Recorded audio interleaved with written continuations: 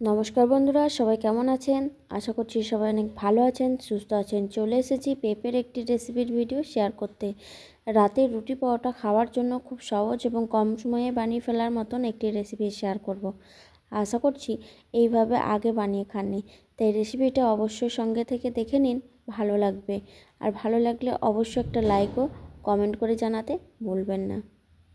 তাই আমি দেরি না করে রেসিপিটা শুরু করছি। প্রথমে আমি গ্যাসের চুলা অন করে একটা কড়াই বসিয়ে দিয়েছি, তারপর সরষের তেল দিয়ে দিলাম রান্নার জন্য।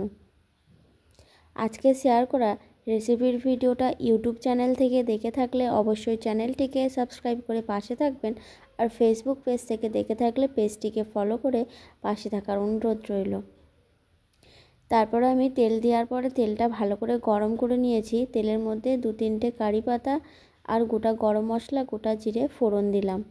গরম মশলা বলতে 1 টুকরো দারচিনি, 2টো এলাচ, 2টো লবঙ্গ ফোড়ন দিয়েছি। এবার একটা আলু বড় সাইজের আমি একটু ডুমো ডুমো করে কেটে নিয়েছি। আলুটাকে দিয়ে হলুদ দিয়ে লাল করে ভেজে নিলাম। এইভাবে পেঁপের রেসিপি আগে না বানিয়ে থাকলে অবশ্যই একবার বানিয়ে দেখবেন, খেতে দারুণ লাগবে। তারপর একটা টমেটো নিয়েছি, টমেটোটাকেও দিয়ে দিলাম। টমেটো দিয়ে কিছুক্ষণ আবারও ভেজে নিয়েছি। এবার আমি দিয়ে দিচ্ছি আদা, রসুন, কাঁচা লঙ্কা, পেঁয়াজ বাটা। এখানে আছে একটা মিডিয়াম সাইজের পেঁয়াজ, 5-6 কোয়া রসুন, আদা আর 4টে কাঁচা লঙ্কা একসাথে মিক্সি জারে পেস্ট করে নিয়েছি। পেস্ট করা মশলাটাকে দিয়ে ভালো করে কষিয়ে নেব 2-3 মিনিট মতো। আর একে একে গুঁড়ো মশলাগুলোকেও দিয়ে দেব। প্রথমে দিয়ে দিলাম হলুদের গুঁড়ো, জিরের গুঁড়ো, ধনিয়ার গুঁড়ো আর সামান্য কাশ্মীরি রেড চিলি পাউডার। পরিমাণ মতন লবণ দিয়ে ভালো করে কষিয়ে নেব। যতক্ষণ না মশলা থেকে তেল ছাড়তে শুরু করছে ঠিক ততক্ষণ ভালো করে কষিয়ে নেব।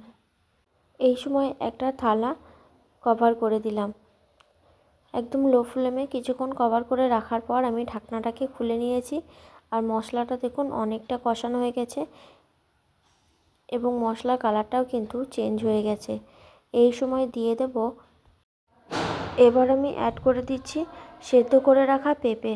পেঁপেগুলোকে আমি আগে থেকেই ধুয়ে খোসা ছাড়িয়ে নিয়েছি। তারপরে দিয়ে দিলাম। প্রেসার কুকারের মধ্যে 2 থেকে 3টে সিটি দিয়ে নিয়েছি, যেহেতু পেঁপে সিদ্ধ হতে অনেকক্ষণ সময় লাগে। এবার আমি পেঁপে আলু মশলার সাথে খুব ভালো করে কষিয়ে নিয়েছি। তারপর সিদ্ধ হওয়ার জন্য জল দিয়ে দেবো, যেটুকু সিদ্ধ হতে বাকি আছে। এই সময় উষ্ণ গরম জল দিয়ে নিচ্ছি। তারপর ভালো করে মিশিয়ে নিয়ে একটা কভার করে দেব 4-5 মিনিটের জন্য। তাহলে কিন্তু পুরোপুরিভাবে আলু পেঁপে সিদ্ধ হয়ে যাবে। রাতে রুটি বা পরোটার সাথে খেতে এই পেঁপের এই রেসিপিটা দারুণ লাগে। এবার আমি ঢাকনাটা খুলে নিলাম, ভালো করে নেড়ে নেব। আলু পেঁপে কিন্তু পুরোপুরিভাবে সিদ্ধ হয়ে গেছে। সবার শেষে সামান্য ঘি এবং ধনেপাতা কুচি দিয়ে কিছুক্ষণ ফুটিয়ে তারপর গ্যাসের ফ্লেমটাকে বন্ধ করে দেব। সামান্য ধনেপাতা কুচি দিয়ে দিয়েছি আর দিয়ে দেব 1 চামচ ঘি।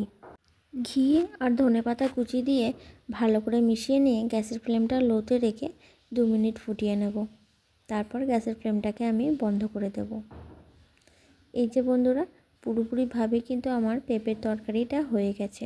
এবার অন্য একটা পাত্রে ঢেলে নেব। আজকে শেয়ার করা পেঁপের রেসিপিটা কেমন লেগেছে অবশ্যই জানাবেন। আজকের মতন এখানেই আমি রেসিপির ভিডিওটা শেষ করছি। দেখা হবে নতুন আবার কোনো রেসিপির ভিডিওতে। ততক্ষণ সবাই সুস্থ থাকুন, ভালো থাকুন। ধন্যবাদ।